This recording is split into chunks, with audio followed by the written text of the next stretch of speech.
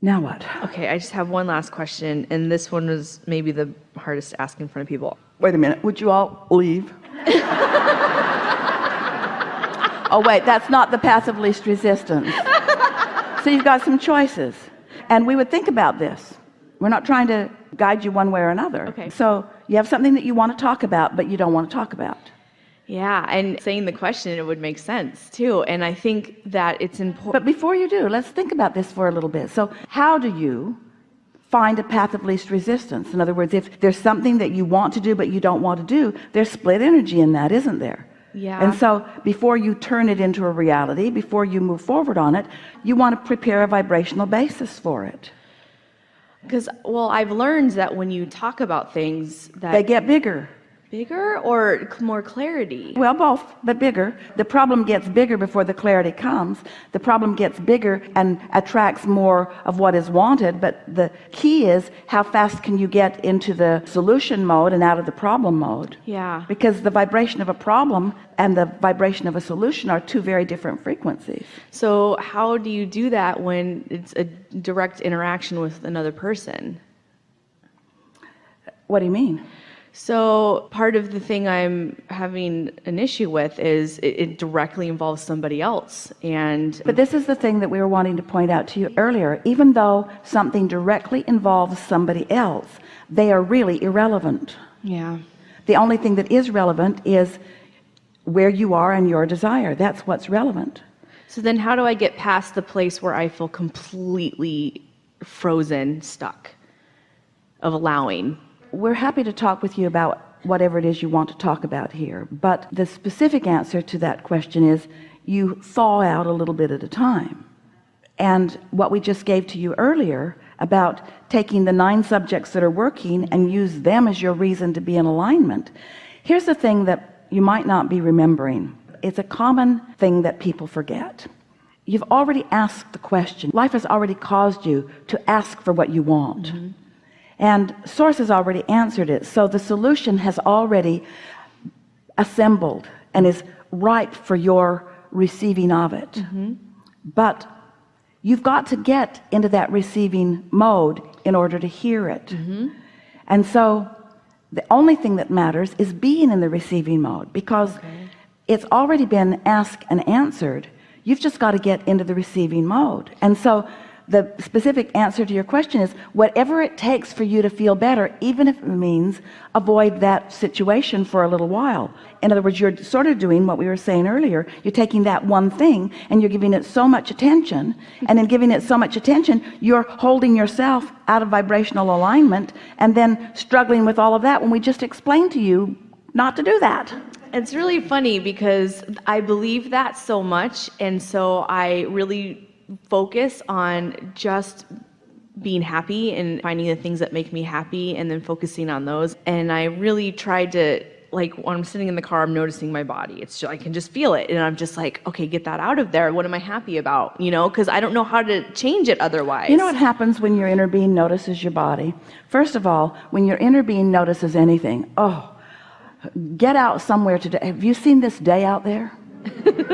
So when your inner being looks out at the horizon, feel what it feels like when your inner being appreciates something. And if you want to know what it feels like when your inner being appreciates something, you find something to appreciate and stay focused on it long enough that you allow your receptive mode to fully allow source energy to flow through you in this moment. So that's how your inner being feels when it focuses. And so if you're in the car looking at your body and feeling unhappy with yourself for some reason, you're out there on the raw and ragged edge without your inner being, because your inner being does not feel that way. Well, that's the thing that we want you to understand. We want it to not be about your body. We want it to be about your receptive mode. Mm-hmm. We want it to not be about your body. We want it to be about your alignment with source energy. We want it to not be about your body. We want it to be about you being a vessel that is vibrationally in sync with source energy and is allowing source energy to flow through you. We are not wanting to use the word opinion, because that is sort of a word that you don't like very much. But your inner being has a perspective, has a point of view, has an opinion about everything. And it is a point of view of strength and power and clarity and love and appreciation. Mm-hmm. So when you train yourself into vibrational alignment with that, then you begin to feel that way. That's what empowerment is. That's what upliftment is. That's what true alignment is. That's what true mastery is. It's being in vibrational sync with who you are and not letting anything be important enough that it get between you and your alignment. Nothing matters more than your alignment. Nothing matters more. Nothing matters more. Nothing matters more. Nothing matters more than my alignment. Nothing matters more. Nothing matters more. So you're looking at yourself and sort of not happy with what you see and thinking about somebody else, looking at somebody who's sort of trained you with a critical eye, not liking what they see. And we say, really, you're going to choose that perspective over the perspective of source? You're going to choose that disempowering perspective over the perspective of source? And here's the thing, a lot of times people hear us rant like this because we get pretty wound up. And they think that what we're trying to do is try to get you to just accept yourself as things are and just be an allower of the status quo. And that is not what we are getting at all.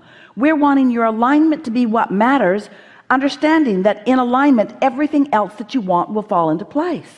Yeah, I get that. And I feel like I don't understand why or how my mind just keeps going to these places. Okay, Well, my question. all right, so don't be hard on yourself about that, because law of attraction is the reason for that. Because there is momentum in the thought. And so whenever a thought is within you, that's what a belief is. A belief is just a thought that has momentum. A belief is just a thought that you've thought enough that it has this friendly, active place in your vibrational frequency, and so it's just easy to go there because you've practiced it enough. So then And how do I change it when that happens? you don't change it on that subject. You get into the receptive mode on other subjects. something else. Get in the receptive mode on other subjects. Get Okay. on the receptive mode on other subjects until the source energy perspective dominates within you. You could find one thing in the whole world to love. One thing in the whole world to love.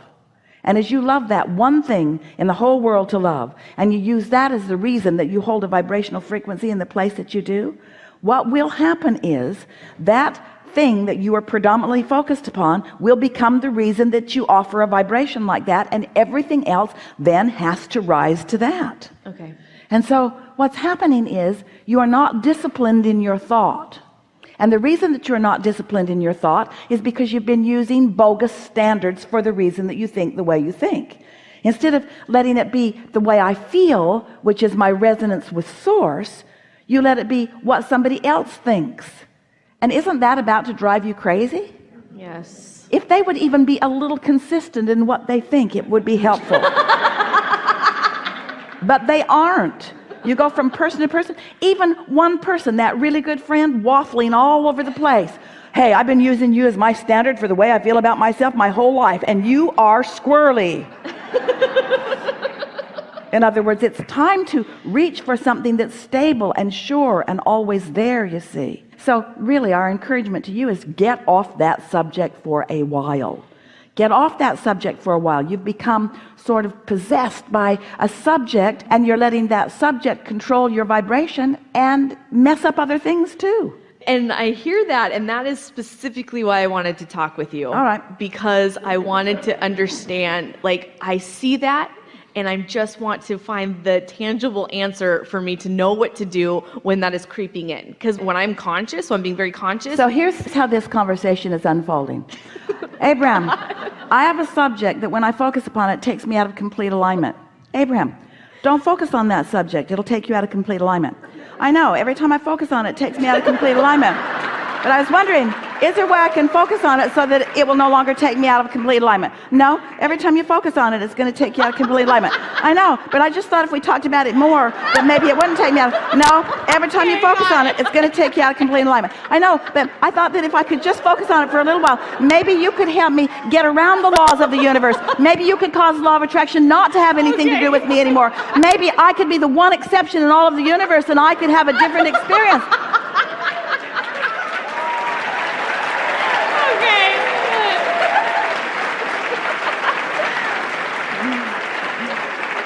Awesome. Thank you. That was it. That's what I needed. You think? Really good. Thank you Yeah. so much. Yeah.